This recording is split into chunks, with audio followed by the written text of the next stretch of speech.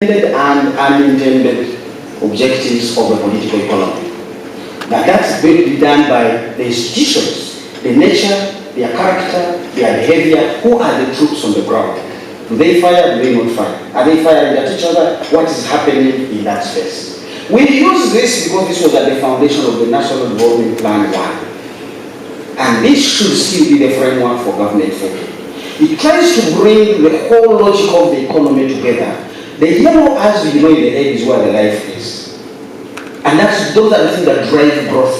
So you must do everything possible not to undermine that deep yellow. Because every other thing you're working on is complementary or is going to be social services or enablers.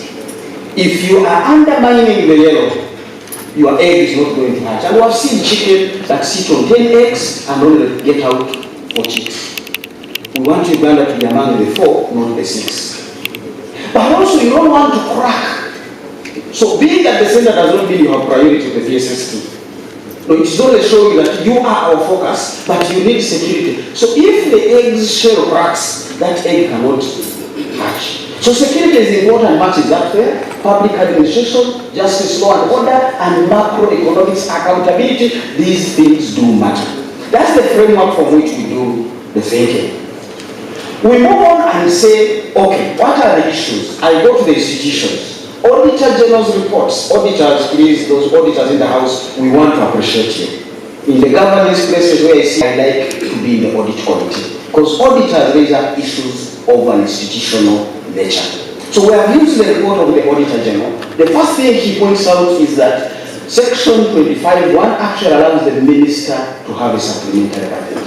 But should seek approval from Parliament within 4 months. And the Auditor General says in 2018-19, only 34% of the institutions are beginning not to follow the law. And that distorts the trajectory.